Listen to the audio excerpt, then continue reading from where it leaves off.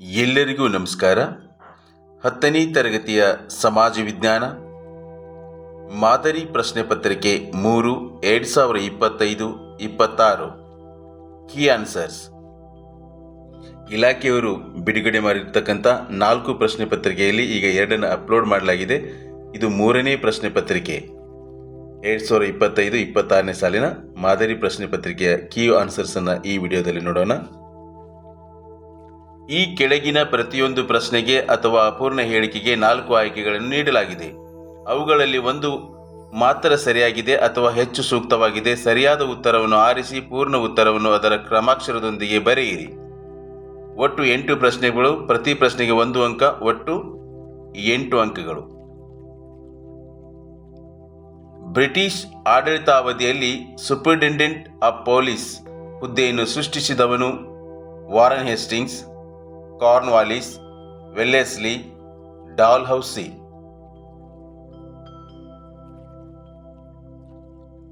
B. Cornwallis. ಕದನ ಸೌಹಾರ್ದತೆಯ ಮೈತ್ರಿಕೂಟವನ್ನು ರಚಿಸಿಕೊಂಡ ದೇಶಗಳು ಬ್ರಿಟನ್, ಫ್ರಾನ್ಸ್ ಮತ್ತು ರಷ್ಯಾ. ಇಟಲಿ, ಫ್ರಾನ್ಸ್ ಮತ್ತು ರಷ್ಯಾ. ಜರ್ಮನಿ, ಆಸ್ಟ್ರಿಯಾ, ಹಂಗೇರಿ ಮತ್ತು ಇಟಲಿ. ಜರ್ಮನಿ, ಆಸ್ಟ್ರೇಲಿಯಾ, ಹಂಗೇರಿ ಮತ್ತು Italy. C. Germany, Austria, Hungary ಮತ್ತು ಇಟಲಿ. ದಕ್ಷಿಣ ಏಷ್ಯಾ ಪ್ರಾದೇಶಿಕ ಸಹಕಾರ ಸಂಘದ ಮುಖ್ಯ ಕಚೇರಿ ಇರುವುದು ದೆಹಲಿಯಲ್ಲಿ, ಜಿನೇವಾದಲ್ಲಿ, ಕಾಠ್ಮಂಡುವಿನಲ್ಲಿ, ನ್ಯೂಯಾರ್ಕಿನಲ್ಲಿ. ದಕ್ಷಿಣ ಏಷ್ಯಾ ಪ್ರಾದೇಶಿಕ ಸಹಕಾರ ಸಂಘ ಅಂದರೆ SAARC, south Asian association regional for cooperation ಅಂತ ಹೇಳ್ತೇವೋ ಅದು ಕಾಠ್ಮಂಡುವಿನಲ್ಲಿದೆ. ನೇಪಾಳ ದೇಶದ ರಾಜಧಾನಿ ಕಾಠ್ಮಂಡುವಿನಲ್ಲಿದೆ. ಅಸ್ಪೃಶ್ಯತೆ ಹಿಂದೂ ಸಮಾಜಕ್ಕೆ ಹತ್ತಿದ ಕಳಂಕ ಎಂದು ಹೇಳಿದವರು doctor B R. Ambedkar, Jyotiba Phule, Mahatma Gandhiji, Swami Vivekananda. C. Mahatma Gandhiji. Mahatma ಗಾಂಧೀಜಿಯವರು ಹೇಳ್ತಾರೆ. ಮಾಸಿನ್ ಡ್ಯಾಮ್ ಅಧಿಕ ಮಳೆ ಪಡೆಯುವ ಪ್ರದೇಶಗಳ ಗುಂಪಿಗೆ ಸೇರಿದೆ, ಏಕೆಂದರೆ ಅದು ಮಳೆ ನೆರಳಿನ ಪ್ರದೇಶವಾಗಿದೆ. ಅದು ಪಶ್ಚಿಮ ಘಟ್ಟಗಳ ಪಶ್ಚಿಮ ಭಾಗದಲ್ಲಿದೆ. ಅದು ಥಾರ್ ಮರುಭೂಮಿ ಮತ್ತು ಅದಕ್ಕೆ ಹೊಂದಿಕೊಂಡಿರುವ ಪ್ರದೇಶಗಳಲ್ಲಿದೆ. ಅದು ವಾರ್ಷಿಕ 750 ಸೆಂಟಿಮೀಟರ್ಗಿಂತ ಹೆಚ್ಚು ಮಳೆ ಪಡೆಯುತ್ತದೆ.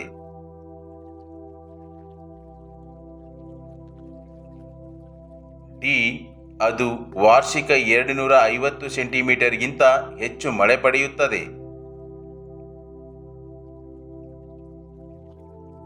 ಚಂದ್ರನ ದಕ್ಷಿಣ ಧ್ರುವದ ಬಳಿ ತನ್ನ ಬಾಹ್ಯಾಕಾಶ ನೌಕೆಯನ್ನು ಇಳಿಸಿದ ಮೊದಲ ದೇಶ America, China, Japan, Bharat. D. Bharat.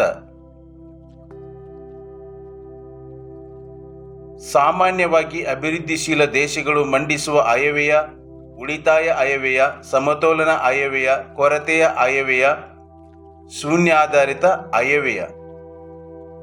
ಆಯವ್ಯಯ ಅಂದರೆ ಬಜೆಟ್. ಸಿ. ಕೊರತೆ ಆಯವ್ಯಯ.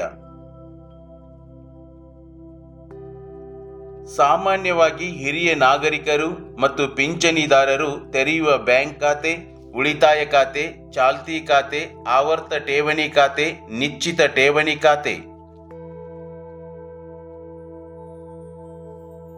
ಉಳಿತಾಯ ಖಾತೆ, ಸೇವಿಂಗ್ಸ್ ಅಕೌಂಟ್.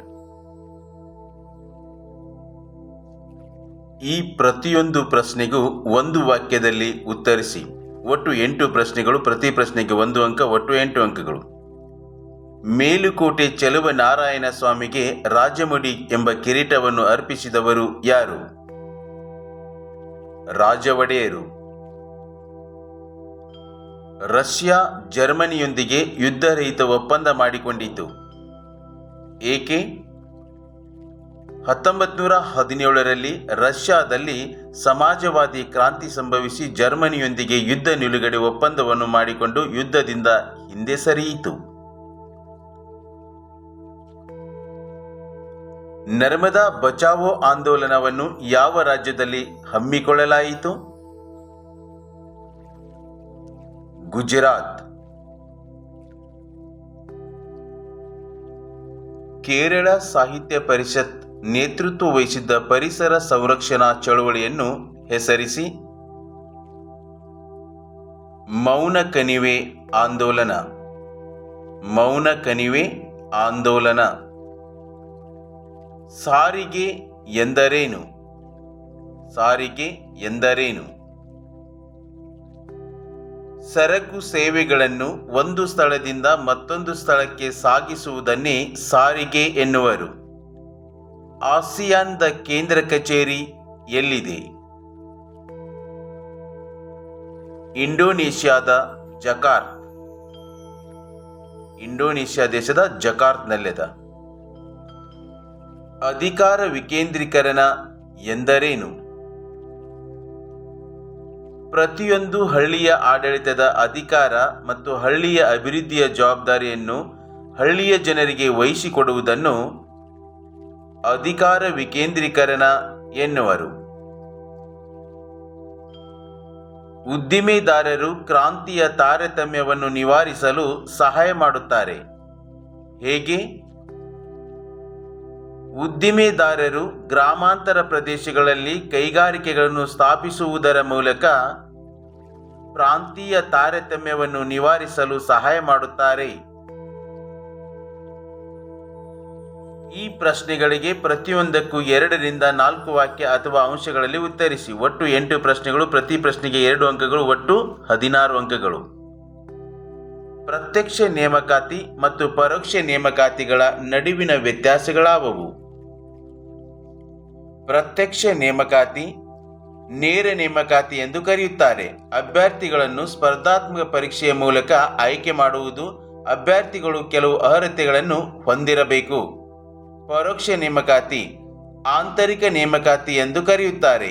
ಈಗಾಗಲೇ ಸೇವೆಯಲ್ಲಿರುವವರನ್ನು ವಿದ್ಯಾರ್ಹತೆ ಮತ್ತು ಸೇವಾ ಹಿರಿತನದ ಮೇಲೆ ಮೇಲಿನ ಹುದ್ದೆಗೆ ನೇಮಕ ಮಾಡುವುದು ಪದೋನ್ನತಿ ಮತ್ತು ಬಡ್ತಿ ವಿಧಾನವಾಗಿದೆ. ಅಥವಾ ಅಂತ ಒಂದು ಪ್ರಶ್ನೆ ಅದ. ವಿಶ್ವಸಂಸ್ಥೆಯ ಆರ್ಥಿಕ ಮತ್ತು ಸಾಮಾಜಿಕ ಸಮಿತಿಯ ಕಾರ್ಯಗಳಾವುವು? ಆರ್ಥಿಕ ಹಾಗೂ ಸಾಮಾಜಿಕ ಸಮಿತಿಯ ಕಾರ್ಯಗಳು ಜಾಗತಿಕ ಸಮಸ್ಯೆಗಳ ಅಧ್ಯಯನ ಮತ್ತು ವರದಿ, ಜಾಗತಿಕ ಸಮಸ್ಯೆಗಳ ಕಾರ್ಯವ್ಯಾಪ್ತಿ, ಮಾನವ ಹಕ್ಕುಗಳ ಬಗ್ಗೆ ಶಿಫಾರಸು, ಜಾಗತಿಕ ಸಮ್ಮೇಳನಗಳ ಸಂಘಟನೆ, ಸೇವಾ ಸಂಘಗಳ ಸಮನ್ವಯ. ಸೇವಾ ಸಂಘಗಳ ಸಮನ್ವಯ. ಬಾಲ ಕಾರ್ಮಿಕತೆಯನ್ನು ತಡೆಯುವುದು ಅಗತ್ಯವಾಗಿದೆ. ಏಕೆ? ಇಲ್ಲಿ ಪರಿಣಾಮವನ್ನು ಬರೀಬೇಕಾಗತ್ತೆ. ಬಾಲ ಕಾರ್ಮಿಕ ಸಮಸ್ಯೆಯಿಂದಾಗುವ ಪರಿಣಾಮಗಳು: ಮಾನಸಿಕ ಹಿಂಸೆ, ಅಂದರೆ ಮಕ್ಕಳ ಮೇಲೆ ಮಾನಸಿಕ ಹಿಂಸೆ ಆಗುತ್ತೆ. ದೈಹಿಕ ಹಿಂಸೆ, ಅನಾರೋಗ್ಯ, ಪೌಷ್ಟಿಕ ಆಹಾರದ ಕೊರತೆ, ಒತ್ತಾಯದ ದುಡಿಮೆ, ಮಕ್ಕಳ ಬಾಲ್ಯವನ್ನು ಕಸಿದುಕೊಳ್ಳಲಾಗಿದೆ. ಅಥವಾ ಅಂತ ಒಂದು ಪ್ರಶ್ನೆ ಅದ. ನಿರುದ್ಯೋಗವು ಒಂದು ಗಂಭೀರ ಸಾಮಾಜಿಕ ಸಮಸ್ಯೆಯಾಗಿದೆ. ಏಕೆ?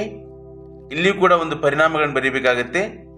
ನಿರುದ್ಯೋಗದ ಪರಿಣಾಮಗಳು: ಬಡತನ, ಅನಾರೋಗ್ಯ, ಭ್ರಷ್ಟಾಚಾರ, ಕೌಟುಂಬಿಕ ವಿಘಟನೆ, ಮೋಸ, ವಂಚನೆ, ಕಳ್ಳತನ, ವ್ಯಭಿಚಾರ. 3ನೇ ಆಂಗ್ಲೋ ಮರಾಠ ಯುದ್ಧದ ಪರಿಣಾಮಗಳಾವುವು? 3ನೇ ಆಂಗ್ಲೋ ಮರಾಠ ಯುದ್ಧದ ಪರಿಣಾಮಗಳು: ನಾಗಪುರದ ಅಪ್ಪಾಸಾಹೇಬ ಮತ್ತು ಮಲ್ಲಾರ ಹೋಳ್ಕರ್ ಬ್ರಿಟಿಷರಿಂದ ಸೋತರು. 2ನೇ ಬಾಜಿರಾಯನು 1818ರಲ್ಲಿ ಕೋರೆಗಾಂವ್ ಮತ್ತು ಅಸ್ಟಿ ಯುದ್ಧಗಳಲ್ಲಿ ಸೋತನು. ಬ್ರಿಟಿಷರು ಪೇಶ್ವೆ ಪದವಿಯನ್ನು ರದ್ದುಗೊಳಿಸಿದರು. 2ನೇ ಬಾಜಿರಾಯನಿಗೆ ವಿಶ್ರಾಂತಿ ವೇತನ ನೀಡಿದರು. ಶಿವಾಜಿಯ ವಂಶಸ್ಥ ಪ್ರತಾಪ್ ಸಿಂಹನಿಗೆ ಸತಾರ ನೀಡಲಾಯಿತು.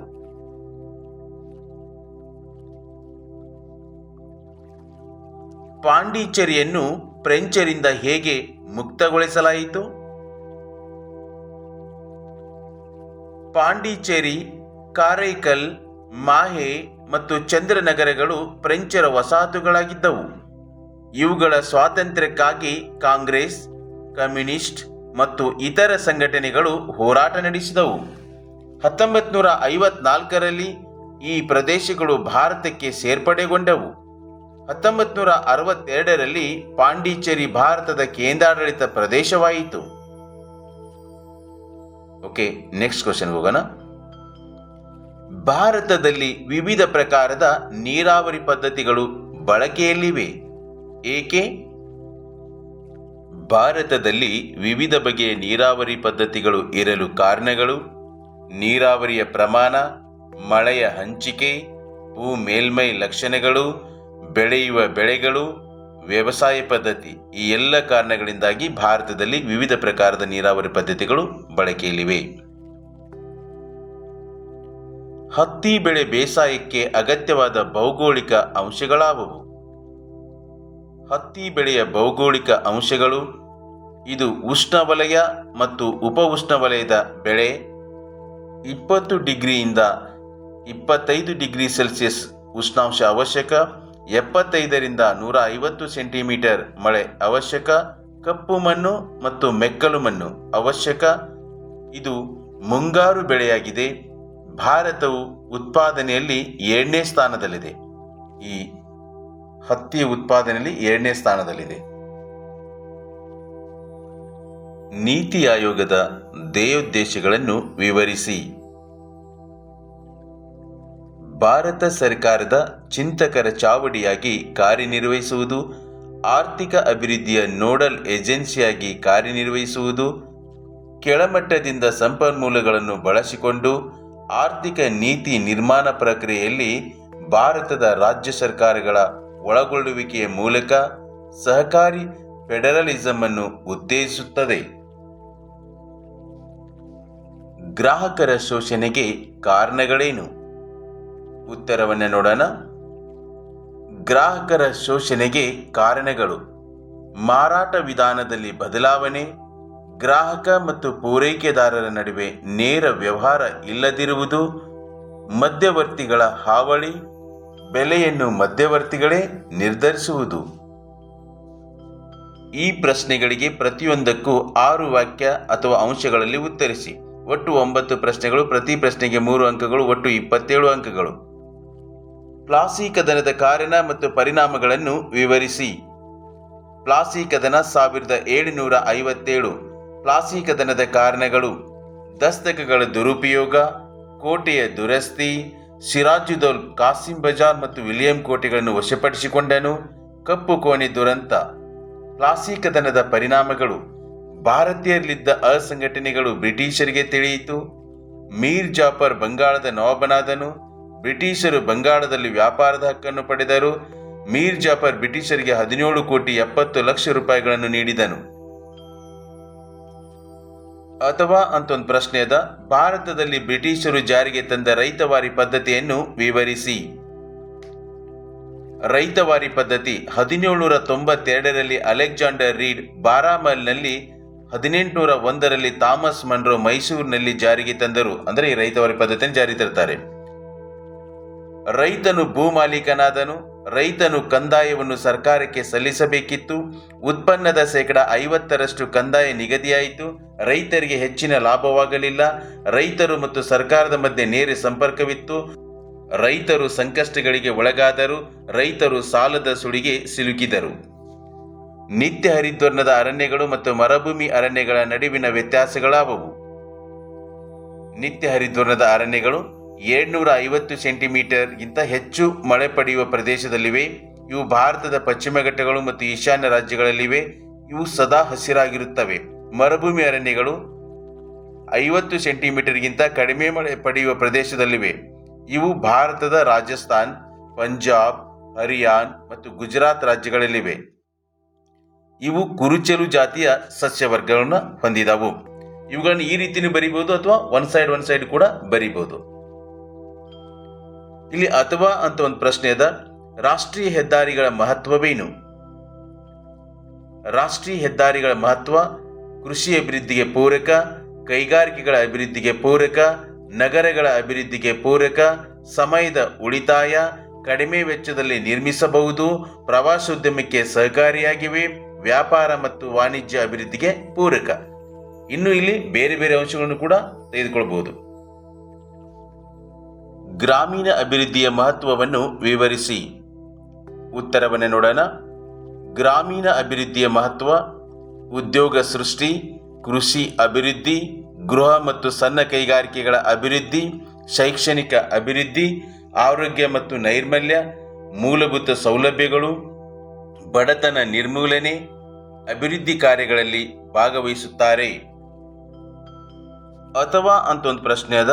ಸಾರ್ವಜನಿಕ ಹಣಕಾಸು ಮತ್ತು ವೈಯಕ್ತಿಕ ಹಣಕಾಸುಗಳ ನಡುವಿನ ವ್ಯತ್ಯಾಸಗಳನ್ನು ವಿವರಿಸಿ.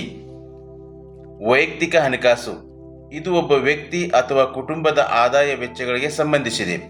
ವ್ಯಕ್ತಿಗಳು ಮೊದಲು ತಮ್ಮ ಆದಾಯವನ್ನು ಅಂದಾಜು ಮಾಡಿ ನಂತರ ವೆಚ್ಚ ಮಾಡುತ್ತಾರೆ. ವ್ಯವಹಾರಗಳನ್ನು ಗೌಪ್ಯವಾಗಿಡಲಾಗುತ್ತದೆ. ವ್ಯಕ್ತಿಯು ಉಳಿತಾಯ ಮಾಡಿದರೆ ಪ್ರಗತಿಗೆ ಪೂರಕವಾಗುತ್ತದೆ. ಸಾರ್ವಜನಿಕ ಹಣಕಾಸು ಇದು ಸರ್ಕಾರದ ಆದಾಯ ವೆಚ್ಚಗಳಿಗೆ ಸಂಬಂಧಿಸಿದೆ. ಸರ್ಕಾರವು ಮೊದಲು ತನ್ನ ವೆಚ್ಚವನ್ನು ಮಾಡಿ ನಂತರ ಆದಾಯವನ್ನು ಹೊಂದಿಸುತ್ತದೆ.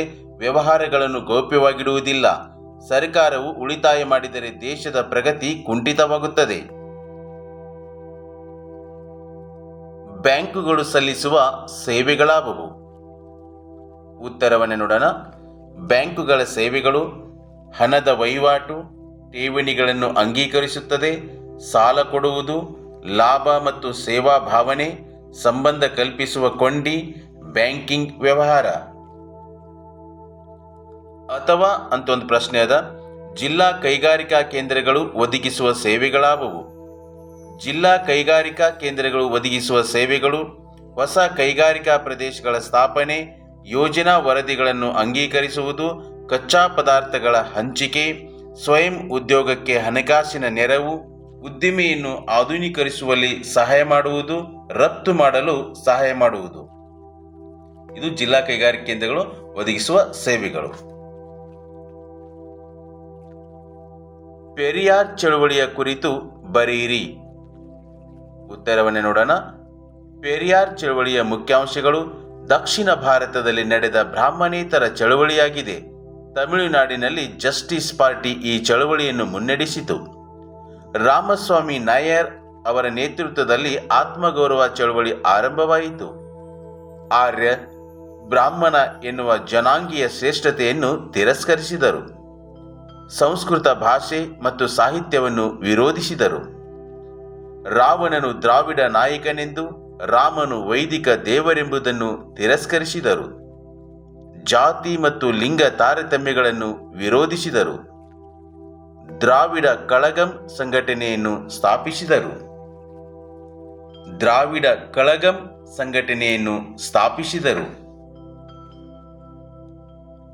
1857ರ ಪ್ರಥಮ ಸ್ವಾತಂತ್ರ್ಯ ಸಂಗ್ರಾಮದ ಪರಿಣಾಮಗಳು ಯಾವುವು? 1857ರ ಪ್ರಥಮ ಸ್ವಾತಂತ್ರ್ಯ ಸಂಗ್ರಾಮದ ಪರಿಣಾಮಗಳು: ಈಸ್ಟ್ ಇಂಡಿಯಾ ಕಂಪನಿ ಅಂತ್ಯವಾಯಿತು. ಭಾರತದ ವ್ಯವಹಾರವನ್ನು ಬ್ರಿಟಿಷ್ ಪಾರ್ಲಿಮೆಂಟಿನ ಭಾರತದ ವ್ಯವಹಾರಗಳ ಕಾರ್ಯದರ್ಶಿಗೆ ಒಪ್ಪಿಸಲಾಯಿತು. ದತ್ತು ಮಕ್ಕಳಿಗೆ ಹಕ್ಕಿಲ್ಲ ನೀತಿ ರದ್ದಾಯಿತು. ಸಾಮ್ರಾಜ್ಯ ವಿಸ್ತರಣೆ ಕೈಬಿಡುವುದು. ಸುಭದ್ರ ಸರ್ಕಾರ ನೀಡುವುದು. ಕಾನೂನು ಮುಂದೆ ಸಮಾನತೆ. ಧಾರ್ಮಿಕ ವಿಷಯಗಳಲ್ಲಿ ಹಸ್ತಕ್ಷೇಪ ಮಾಡುವಂತಿಲ್ಲ. ಭಾರತೀಯರ ಪ್ರೀತಿ, ಬೆಂಬಲ ಮತ್ತು ವಿಶ್ವಾಸ ಅವಶ್ಯವೆಂದು ಬ್ರಿಟಿಷರು ತಿಳಿದರು. ಭಾರತದ ವಿದೇಶಾಂಗ ನೀತಿಯ ಮೂಲ ತತ್ವಗಳಾವುವು? ಭಾರತದ ವಿದೇಶಾಂಗ ನೀತಿಯ ಮೂಲ ತತ್ವಗಳು: ವಸಾಹತುಶಾಹಿತ್ವಕ್ಕೆ ವಿರೋಧ, ಸಾಮ್ರಾಜ್ಯಶಾಹಿತ್ವಕ್ಕೆ ವಿರೋಧ, ವರ್ಣಭೇದ ನೀತಿಗೆ ವಿರೋಧ, ಅಲಿಪ್ತ ನೀತಿ, ಆಫ್ರಿಕಾ ಮತ್ತು ಏಷ್ಯಾದ ಪ್ರಗತಿಗೆ ಪ್ರಥಮ ಆದ್ಯತೆ, ನಿಶಸ್ತ್ರೀಕರಣಕ್ಕೆ ಬೆಂಬಲ, ವಿಶ್ವಸಂಸ್ಥೆ ಮತ್ತು ವಿಶ್ವಶಾಂತಿಗೆ ಬೆಂಬಲ. ವಿಶ್ವಸಂಸ್ಥೆ ಮತ್ತು ವಿಶ್ವಶಾಂತಿಗೆ ಬೆಂಬಲ. ಅಸಂಘಟಿತ ವಲಯದ ಕೆಲಸಗಾರರು ಎದುರಿಸುತ್ತಿರುವ ಸವಾಲುಗಳನ್ನು ವಿವರಿಸಿ. ಸವಾಲುಗಳೆಂದರೆ ಸಮಸ್ಯೆಗಳು. ಅಸಂಘಟಿತ ದುಡಿಮೆಗಾರರು ಎದುರಿಸುತ್ತಿರುವ ಸವಾಲುಗಳು: ನಿಗದಿತ ನಿಯಮಗಳಿಲ್ಲ, ಕಡಿಮೆ ಕೂಲಿ, ವೈದ್ಯಕೀಯ ಸೌಲಭ್ಯಗಳಿಲ್ಲ, ಕೆಲಸಕ್ಕೆ ಭದ್ರತೆ ಇಲ್ಲ, ನಿಗದಿತ ವೇತನವಿಲ್ಲ, ವಿರಾಮ ವೇತನವಿಲ್ಲ, ನಿವೃತ್ತಿ ವೇತನವಿಲ್ಲ, ಭತ್ಯೆಗಳ ಸೌಲಭ್ಯಗಳಿಲ್ಲ. ಭೂಕಂಪದ ಪರಿಣಾಮಗಳನ್ನು ವಿವರಿಸಿ. ಉತ್ತರವನ್ನು ನೋಡೋಣ. ಭೂಕಂಪದ ಪರಿಣಾಮಗಳು: ಆಸ್ತಿ ನಾಶ, ಜನಜೀವನ ನಾಶ, ಕಟ್ಟಡಗಳ ನಾಶ, ಸಾರಿಗೆ ಸಂಪರ್ಕಗಳಿಗೆ ತೊಂದರೆ, ಮಣ್ಣಿನ ಸವೆತ, ಅರಣ್ಯ ನಾಶ, ವಿದ್ಯುತ್ ಸಮಸ್ಯೆ, ಸಾಂಕ್ರಾಮಿಕ ರೋಗಗಳು ಹರಡುತ್ತವೆ. ಭೂಕಂಪದಿಂದಾಗಿ ಈ ಎಲ್ಲ ಪರಿಣಾಮಗಳು ಸಂಭವಿಸ್ತವು. ಈ ಪ್ರಶ್ನೆಗಳಿಗೆ ಪ್ರತಿಯೊಂದಕ್ಕೂ 8 ವಾಕ್ಯ ಅಥವಾ ಅಂಶಗಳಲ್ಲಿ ಉತ್ತರಿಸಿ. ಪ್ರತಿ ಪ್ರಶ್ನೆಗೆ 4 ಅಂಕಗಳು, ಒಟ್ಟು 4 ಪ್ರಶ್ನೆಗಳು, ಒಟ್ಟು 16 ಅಂಕಗಳು. ನಾಲ್ವಡಿ ಕೃಷ್ಣರಾಜ ಒಡೆಯರ ಆಡಳಿತವು ಮೈಸೂರನ್ನು ಒಂದು ಮಾದರಿ ರಾಜ್ಯವನ್ನಾಗಿ ಮಾಡಿತು. ಸಮರ್ಥಿಸಿ.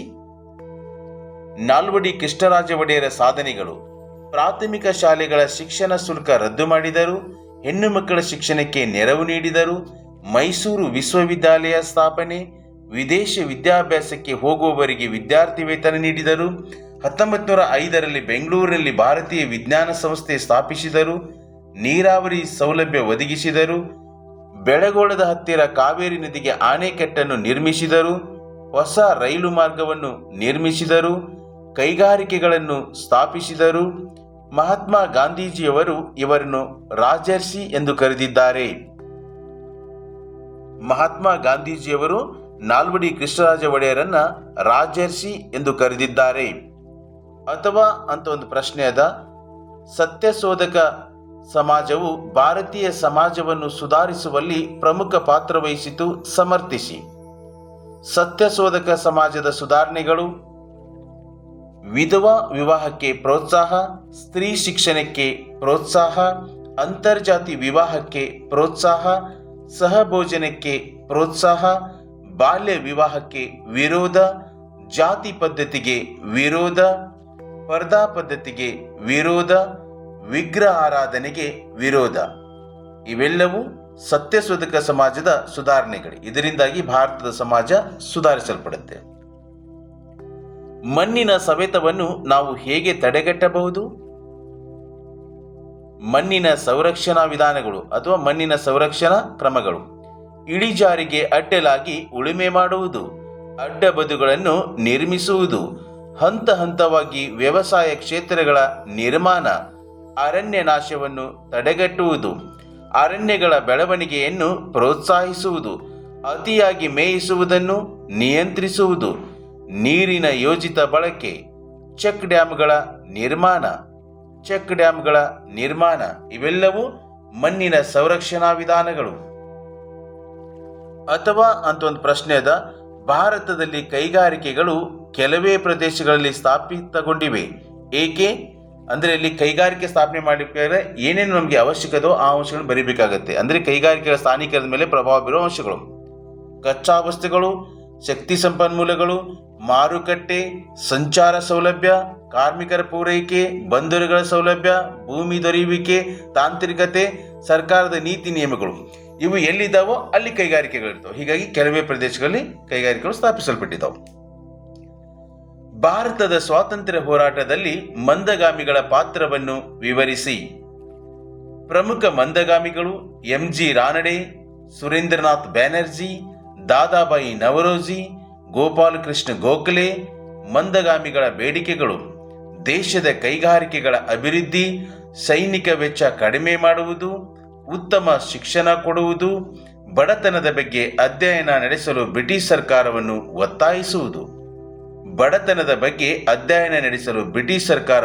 ಒತ್ತಾಯಿಸುವುದು. ಭಾರತದಲ್ಲಿ ಇತ್ತೀಚೆಗೆ ಮಹಿಳೆಯರ ಸ್ಥಾನಮಾನಗಳಲ್ಲಿ ಸುಧಾರಣೆಯಾಗುತ್ತಿದೆ. ಏಕೆ? ಮಹಿಳೆಯರ ಸ್ಥಾನಮಾನ ಉತ್ತಮಪಡಿಸಲು ಸರ್ಕಾರ ಕೈಗೊಂಡಿರುವ ಕ್ರಮಗಳು. ಈ ಎಲ್ಲ ಕ್ರಮಗಳಿಂದಾಗಿ ಮಹಿಳೆಯರ ಸ್ಥಾನಮಾನ ಏನಾಗ್ತಾ ಇದೆ? ಸುಧಾರಣೆ ಆಗ್ತಾ ಇದೆ. ಮಹಿಳಾ ಮತ್ತು ಮಕ್ಕಳ ಕಲ್ಯಾಣ ಇಲಾಖೆ ರಚನೆ, ಉದ್ಯೋಗದಲ್ಲಿ ಮೀಸಲಾತಿ, ಮಹಿಳಾ ಆಯೋಗ ರಚನೆ, ಮಹಿಳಾ ಅಭಿವೃದ್ಧಿ ನಿಗಮ ಸ್ಥಾಪನೆ, ಸಖಿ ಒನ್ ಸ್ಟಾಪ್ ಸೆಂಟರ್ ಸ್ಥಾಪನೆ, 2005ರಲ್ಲಿ ಮಹಿಳೆಯರ ರಕ್ಷಣಾ ಕಾಯ್ದೆ ಜಾರಿಗೆ, 2013ರಲ್ಲಿ ಲೈಂಗಿಕ ಕಿರುಕುಳ ನಿಷೇಧ ಕಾಯ್ದೆ ಜಾರಿಗೆ, ಕರ್ನಾಟಕ ಸ್ಥಳೀಯ ಸಂಸ್ಥೆಗಳಲ್ಲಿ 50% ಮೀಸಲಾತಿ, ಮಹಿಳಾ ಸಹಾಯವಾಣಿ 1091, ಬಾಲ್ಯ ವಿವಾಹ ನಿಷೇಧ, ವರದಕ್ಷಿಣೆ ನಿಷೇಧ. ನೋಡಿ, ಸರ್ಕಾರ ಈ ಎಲ್ಲ ಸುಧಾರಣೆಗಳನ್ನ ಜಾರಿಗೆ ತಂದಿದೆ. ಈ ಎಲ್ಲ ಸುಧಾರಣೆಗಳನ್ನ ಮಾಡಿರುವುದರಿಂದಲೇ ಇತ್ತೀಚೆಗೆ ಮಹಿಳೆಯರ ಸ್ಥಾನಮಾನ ಏನಾಗ್ತಾ ಇದೆ, ಸುಧಾರಣೆ ಆಗ್ತಾ ಇದೆ ಅಂತ ತಿಳ್ಕೊಂಡು ವಿದ್ಯಾರ್ಥಿಗಳು ಕ್ಲೋಸ್ ಮಾಡಬೇಕಾಗುತ್ತೆ. ಪ್ರಶ್ನೆನ ಯಾವ ರೀತಿಯಾಗಿ ಕೇಳಿರ್ತಾರೆ, ಕೊನೆ ಸೆಂಟೆನ್ಸ್ ಆ ರೀತಿಯಾಗಿ ಕ್ಲೋಸ್ ಮಾಡ್ಕೊಂಡ್ಬಿಡ್ಬೇಕು. ನಿಮಗೆ ನೀಡಿರುವ ಭಾರತದ ನಕ್ಷೆಯಲ್ಲಿ ಕೆಳಗಿನವುಗಳಲ್ಲಿ ಯಾವುದಾದರೂ 5 ಗುರುತಿಸಿ. ಒಟ್ಟು 10 ಸ್ಥಳಗಳನ್ನು ನೀಡಿರ್ತಾರೆ. ಅದರಲ್ಲಿ ಯಾವುದಾದರೂ ನೀವು 5 ಸ್ಥಳಗಳನ್ನು ಗುರುತಿಸಬೇಕು. ಒಟ್ಟು 5 ಅಂಕಗಳು. ಉತ್ಕಲ ತೀರ. ನೋಡಿ, ಉತ್ಕಲ ತೀರ ಎಲ್ಲಿ ಬರುತ್ತೆ ಅಂದರೆ ಭಾರತದ ಈ ಭಾಗದಲ್ಲಿ ಬರುತ್ತೆ. ನಾನು ಮಾರ್ಕ್ ಮಾಡ್ತೀನಿ ನೋಡಿ. ಸೊ ಇದು ಉತ್ಕಲ ತೀರ. ಈ ರೀತಿಯಾಗಿ ಮಾರ್ಕ್ ಮಾಡಬೇಕು. ಪ್ಲಸ್ ಅಲ್ಲಿ ಏನು ಮಾಡಬೇಕಂದ್ರೆ ಎ ಅಂತ ಬರಿಬೇಕು. ನೆಕ್ಸ್ಟು ಕರ್ಕಾಟಕ ಸಂಕ್ರಾಂತಿ ವೃತ್ತ. ಸೊ ಈ ರೀತಿಯಾಗಿ ಗುಜರಾತದ ಮೇಲ್ಭಾಗದಿಂದ ಹೀಗೆ ಅದನ್ನು ಹಾಕಬೇಕು. ಸೊ ಇದು 23 ಉತ್ತರ ಅಕ್ಷಾಂಶ ಅಥವಾ ಕರ್ಕಾಟಕ ಸಂಕ್ರಾಂತಿ ವೃತ್ತ ಅಂತ ಕರೀತು. ಮಿಜೋರಾಂ ಮತ್ತು ತ್ರಿಪುರಾದಲ್ಲಿ ಹಾಕಬೇಕು. ಸೊ ಇಲ್ಲಿ ನಾವು ಅದನ್ನು ಬಿ ಅಂತ ಬರೆದ್ರೆ ಸಾಕು. ಈ ರೀತಿಯಾಗಿ ಲೈನ್ ಹಾಕಿಬಿಟ್ಟು ನೆಕ್ಸ್ಟು ಕನ್ಯಾಕುಮಾರಿ. ಸೊ ಕನ್ಯಾಕುಮಾರಿ ಎಲ್ಲಿ ಬರುತ್ತೆ ಅಂದರೆ ಇಲ್ಲಿ ಬರುತ್ತೆ. ಇಲ್ಲಿ ಸಿ ಅಂತ ಬರೀತೆ ನೋಡಿ, ತಮಿಳುನಾಡಿನ ಎಚ್ ಭಾಗದಲ್ಲಿ ಸಿ. ಸೊ ಇಲ್ಲಿ ಕನ್ಯಾಕುಮಾರಿ ಇರೋದು. ನೆಕ್ಸ್ಟು ಕೋಸಿ ಯೋಜನೆ. ಸೊ ಕೋಸಿ ಯೋಜನೆ ಎಲ್ಲಿ ಬರುತ್ತೆ ಅಂದರೆ ಅದು ಬಿಹಾರದಲ್ಲಿ ಬರುತ್ತೆ. ಕೋಸಿ ನದಿಗೆ ನಿರ್ಮಿಸಿದ್ದಾರೆ. ಈ ಬಿಹಾರ ರಾಜ್ಯದಲ್ಲಿ ಅದನ್ನು ಜಸ್ಟ್ ನೀವು ಡಿ ಅಂತ ಹಾಕಿಬಿಟ್ಟು ಇಲ್ಲಿ ಹಾಕಿಬಿಟ್ರೆ ಮುಗಿದು. ಬಿಹಾರ ರಾಜ್ಯದಲ್ಲಿ ಬರುತ್ತೆ ಕೋಸಿ ಯೋಜನೆ. ಸೂರತ್.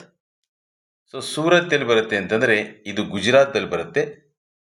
ಇಲ್ಲಿ ಇ ಅಂತ ಬರೆದ್ಬಿಟ್ಟು ಗುಜರಾತಲ್ಲಿ ಇ ಅಂತ ಈ ರೀತಿ ಬರೆದ್ಬಿಟ್ಟು ಇಲ್ಲಿ ಹಾಕಬೇಕು. ಸೊ ಈ ಭಾಗದಲ್ಲಿ ಬರುತ್ತೆ ಅದು ಗುಜರಾತ್. ಸೊ ಒಂದು ನಿಮಿಷ. ಸೊ ಗುಜರಾತದ ಈ ಭಾಗ ಇಲ್ಲಿ ಬರೀತೆ ನೋಡಿ, ಇಲ್ಲೇ ಬರುತ್ತೆ ಅದು ಸಂಪೂರ್ಣ ಈ ಭಾಗ ರೌಂಡ್ ಆಗ್ತಾ ಇದೆಯಲ್ಲ, ಇಲ್ಲಿ ಬರೋದು ಸೂರತ್. ನೆಕ್ಸ್ಟು ಕೋಲ್ಕತ್ತಾ. ಸೊ ಕೋಲ್ಕತ್ತಾ ಎಲ್ಲಿ ಬರುತ್ತೆ ಅಂದರೆ ಇಲ್ಲಿ ಪಶ್ಚಿಮ ಬಂಗಾಳದ ರಾಜಧಾನಿ, ಒಂದು ಬಂದರು ಕೂಡ ಅದ, ಇಲ್ಲಿ ಬರೀತೆ ನೋಡಿ ಎಫ್. ಸೊ ಇದು ಈ ಭಾಗ ಏನಿದೆಯಲ್ಲ ಇದು ಕೋಲ್ಕತ್ತಾ. ನೆಕ್ಸ್ಟು ಅರಾವಳಿ ಬೆಟ್ಟಗಳು. ಸೊ ಅರಾವಳಿ ಬೆಟ್ಟಗಳು ಈ ಭಾಗದಲ್ಲಿ ಬರುತ್ತೆ. ಈ ಅರಾವಳಿ ಬೆಟ್ಟಗಳನ್ನ ಹೀಗೆ ಗುರುತಿಸಬೇಕು. ಅರಾವಳಿ ಬೆಟ್ಟಗಳನ್ನ ನೀವು ಯಾವುದಾದ್ರೂ 5 ಸ್ಥಳಗಳನ್ನು ಗುರುತಿಸಿದರೆ ಸಾಕು. ಈ ರೀತಿಯಾಗಿ ಗುರುತಿಸಿಬಿಟ್ಟು ಸೊ ಅಲ್ಲೇ ಒಂದು ಸೈಡ್ ಏನು ಮಾಡಬೇಕು ಅಂತಂದರೆ ಈ ರೀತಿಯಾಗಿ ಜಿ ಅಂತ ಬರಿಬೇಕು. ನೆಕ್ಸ್ಟು ಶ್ರೀನಗರ. ಸೊ ಶ್ರೀನಗರ ಎಲ್ಲಿ ಬರುತ್ತೆ ಅಂತಂದರೆ ಇಲ್ಲಿ ಜಮ್ಮು ಕಾಶ್ಮೀರದಲ್ಲಿ ಗುರುತಿಸಿಕೊಂಡು ಎಚ್. ಸೊ ಇದು ಶ್ರೀನಗರ. ನೆಕ್ಸ್ಟ್ ಕಾನ್ಪುರ. ಸೊ ಕಾನ್ಪುರ ಎಲ್ಲಿ ಬರುತ್ತೆ ಅಂದರೆ ಉತ್ತರ ಪ್ರದೇಶ.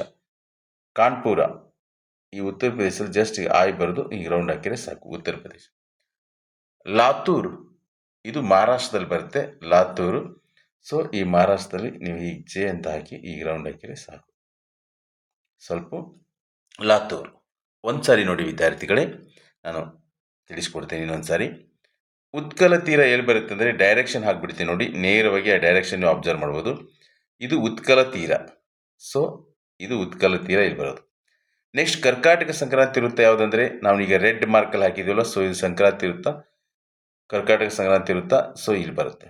ನೆಕ್ಸ್ಟ್ ಕನ್ಯಾಕುಮಾರಿ ಇಲ್ಲಂದರೆ ಕನ್ಯಾಕುಮಾರಿ ಇಲ್ಲಿ ಬರುತ್ತೆ ನೋಡಿ, ತೋರಿಸ್ತೀನಿ. ಇದು ಕನ್ಯಾಕುಮಾರಿ. ಕೋಸಿ ಯೋಜನೆ ಇಲ್ಲಿ ಬರುತ್ತೆ ಅಂದರೆ ಕೋಸಿ ಯೋಜನೆ ನೋಡಿ, ಇದು ಕೋಸಿ ಯೋಜನೆ ಇಲ್ಲಿ ಬರುತ್ತೆ. ಸೂರತ್ ನೋಡಿ, ಸೂರತ್ ಇಲ್ಲಿ ಬರುತ್ತೆ.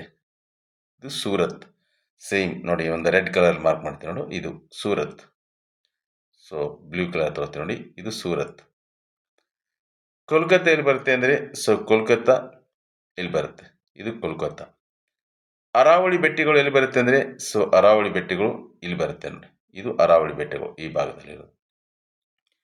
ಶ್ರೀನಗರ ಎಲ್ಲಿ ಬರುತ್ತೆ ಅಂದರೆ ಶ್ರೀನಗರ ಇಲ್ಲಿ ಬರುತ್ತೆ, ಇದು ಶ್ರೀನಗರ. ಕಾನ್ಪುರ ಎಲ್ಲಿ ಬರುತ್ತೆ ಅಂದರೆ ಉತ್ತರ ಪ್ರದೇಶದ ಕಾನ್ಪುರ ಇಲ್ಲಿ ಬರುತ್ತೆ ನೋಡಿ, ಇದು ಕಾನ್ಪುರ. ಲಾತೂರ್ ಎಲ್ಲಿ ಬರುತ್ತೆ ಅಂದರೆ ಇದು ಮಹಾರಾಷ್ಟ್ರದಲ್ಲಿದೆ, ಈ ರೀತಿಯಾಗಿ ಲಾತೂರ. ನಿಮಗೆ ಅರ್ಥ ಆಗಲಿ ಅಂತ ತಿಳ್ಕೊಂಡು ನಾನು ಈ ರೀತಿಯಾಗಿ ಇಲ್ಲಿ ಎಕ್ಸ್ಪ್ಲೈನ್ ಮಾಡಿದ್ದೀನಿ. ಸೊ ನೀವು ಇದನ್ನು ವಿಡಿಯೋ ಪಾಸ್ ಮಾಡಿಬಿಟ್ಟು ನೋಡ್ಬೋದು, ಎಲ್ಲೆಲ್ಲಿ ಬರುತ್ತೆ ಅಂತ ತಿಳ್ಕೊಂಡ್ಬಿಟ್ಟು ಸ್ಥಳಗಳನ್ನು ತಿಳ್ಕೊಂಡು. ಇಲ್ಲಿ 10 ಸ್ಥಳಗಳನ್ನು ಕೊಟ್ಟಿರ್ತಾರೆ, ನೀವು ಯಾವುದಾದ್ರೂ 5 ಸ್ಥಳಗಳನ್ನು ಮಾರ್ಕ್ ಮಾಡಿದರೆ ಸಾಕು. ದೃಷ್ಟಿ ವಿಕಲಚೇತನ ವಿದ್ಯಾರ್ಥಿಗಳಿಗೆ ಪರ್ಯಾಯ ಪ್ರಶ್ನೆ. ಪ್ರಶ್ನೆ ಸಂಖ್ಯೆ 38ರ ಬದಲಿಗೆ ಹಿಮಾಲಯ ಪರ್ವತ ಸರಣಿಗಳಿಂದಾಗುವ ಪ್ರಯೋಜನಗಳನ್ನು ವಿವರಿಸಿ. ಹಿಮಾಲಯ ಪರ್ವತ ಶ್ರೇಣಿಗಳಿಂದಾಗುವ ಪ್ರಯೋಜನಗಳು: ಇದು ಭಾರತಕ್ಕೆ ರಕ್ಷಣೆ ಒದಗಿಸಿದೆ. ಇದು ಶೀತ ಗಾಳಿಯನ್ನು ತಡೆಯುತ್ತದೆ. ಅನೇಕ ನದಿಗಳ ಉಗಮಸ್ಥಾನ, ಜಲವಿದ್ಯುತ್ ಉತ್ಪಾದನೆಗೆ ಅನುಕೂಲ, ಸಸ್ಯ ಮತ್ತು ಪ್ರಾಣಿಗಳಿಗೆ ಆಶ್ರಯ ತಾಣವಾಗಿದೆ. ಇದು ಖನಿಜ ಸಂಪನ್ಮೂಲಗಳನ್ನು ಹೊಂದಿದೆ. ಇದು ಪ್ರಮುಖ ಪ್ರವಾಸಿ ಸ್ಥಳವಾಗಿದೆ. ಇದು ಧಾರ್ಮಿಕ ಕೇಂದ್ರಗಳನ್ನು ಹೊಂದಿದೆ. ಇದು ಅಧಿಕ ಮಳೆಯಾಗಲು ನೆರವಾಗುತ್ತದೆ. ಇವೆಲ್ಲವೂ ಹಿಮಾಲಯ ಪರ್ವತ ಶ್ರೇಣಿಗಳಿಂದಾಗುವ ಪ್ರಯೋಜನಗಳು. ಅಥವಾ ಅಂತ ಒಂದು ಪ್ರಶ್ನೆ ಅದ, ವಿವಿಧೋದ್ದೇಶ ನದಿ ಕಣಿವೆ ಯೋಜನೆಗಳ ಉದ್ದೇಶಗಳನ್ನು ವಿವರಿಸಿ. ವಿವಿಧೋದ್ದೇಶ ನದಿ ಕಣಿವೆ ಯೋಜನೆಯ ಉದ್ದೇಶಗಳು: ನೀರಾವರಿ ಸೌಲಭ್ಯ, ವಿದ್ಯುತ್ ಉತ್ಪಾದನೆ, ಪ್ರವಾಹ ನಿಯಂತ್ರಣ, ನೌಕಾಯಾನ, ಗೃಹ ಬಳಕೆ, ಮಣ್ಣಿನ ಸವಕಳಿ ನಿಯಂತ್ರಣ, ಮೀನುಗಾರಿಕೆ, ಅರಣ್ಯ ಸಂಪತ್ತಿನ ಅಭಿವೃದ್ಧಿ.